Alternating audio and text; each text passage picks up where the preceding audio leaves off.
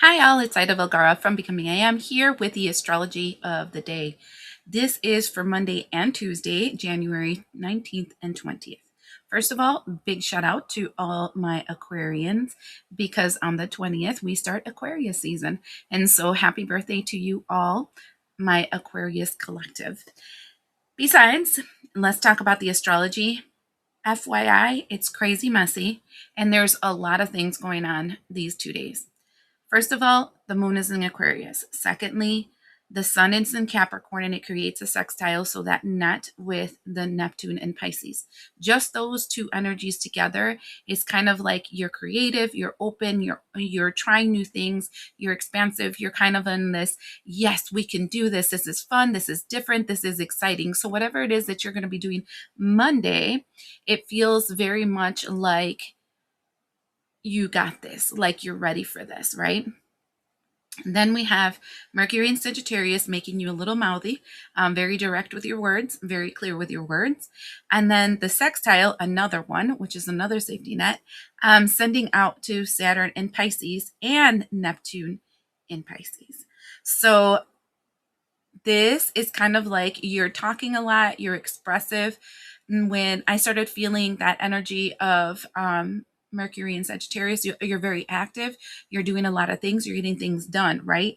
But then with the sextile, which is the net you're sending out, like I feel like these are things that you're sending out through your energetic field, like messages and casting out that net to draw these things towards you. What you're drawing is Saturn and Pisces, so it's disciplined intention plus Neptune in Pisces, disciplined subconscious. So it's like you're not letting your mind wander into things that will distract you as to what it is that you're trying to manifest. So if you know those thoughts that randomly pop into your head of certain people or situations, usually it's because that person's thinking about you and they're sending you like a magnetic field to let you know about it. This is you blocking it, kind of like, no, I'm already decided where I'm going to be, and that's how it's going to be. And then we have the energy of a trine to that last thing I told you about Mercury and Sagittarius, a trine in Uranus and Taurus. And that is frustrating, stuck energy, because Uranus is all about, I want to change, I want to expand, I want to try this crazy thing. It's kind of chaos magic energy, but it's connected to Taurus, which is like, no, get grounded. Don't move. Things have to be the same. So there's this like tug of war energy that I'm seeing these 2 days, and that's not all. It's because we continue. Then we have Venus in Aquarius, which I told you is that energy where you're like free love, like you want to try new things, be around new experiences. You want to expand your heart space into things that really draw your attention. Okay.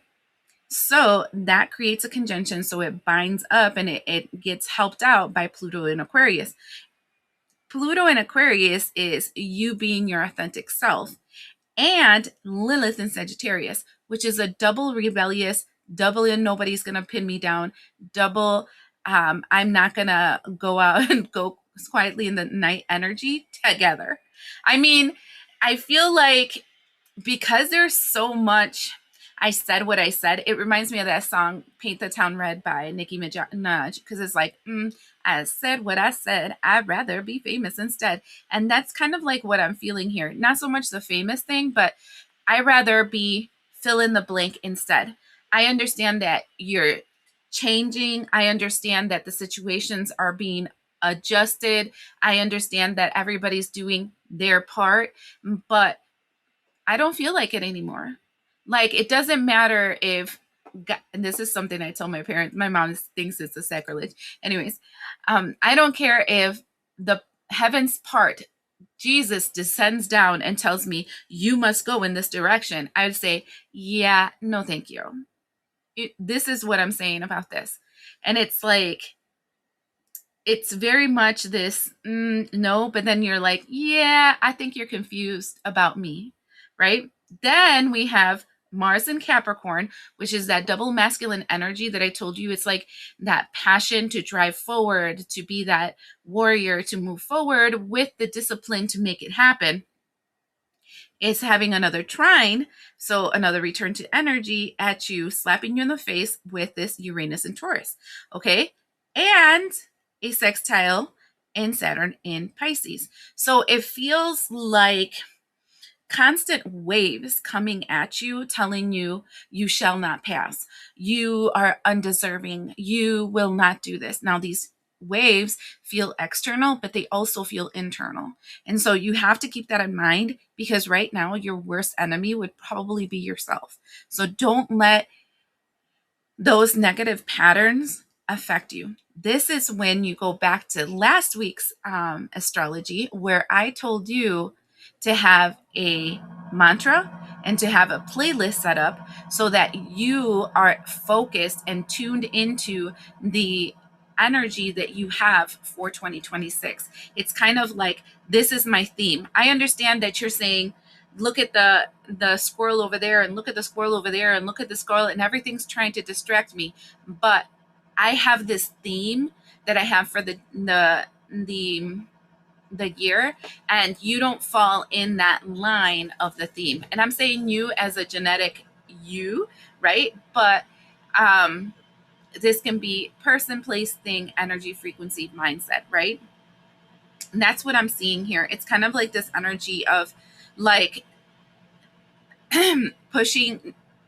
I feel in what they're showing me, it's like, like when they do that battering ram and then they're like hitting the door, hitting the door, hitting the door to break it. This is you hitting the door, hitting the door, hitting the door to break it. And the door saying, I'm not going to move. Now, this is something that I want you to keep in mind. Okay.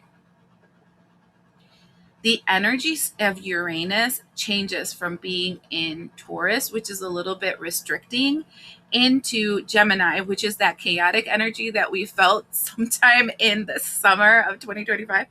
And that starts in April 26th, and it's going to be there for a hella long time. Okay.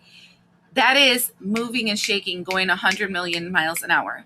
I think that it would be good for you to take a moment to keep in mind that these 2 days are places where you have the time, the energy, the effort, the know-how to be able to adjust your plan to fit your life and the life of those that you feel that are your network, your support network, your social support network.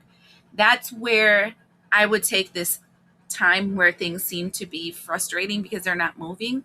Instead of focusing on the frustration, say, how can I adjust my plans? Like, where am I seeing that there's going to be a problem in the future? And how can I adjust these plans so that I can make it work better for myself? Always be strategic. Don't try to focus on the things, the have nots, right? Focus on the haves. You have options, you have opportunities, you have creativity. It's time for you to start kind of being really creative of what your options are and how you can open opportunities for yourself, even if it means manipulating with a little bit of magic. But that's possible, right? All right. I hope this helps.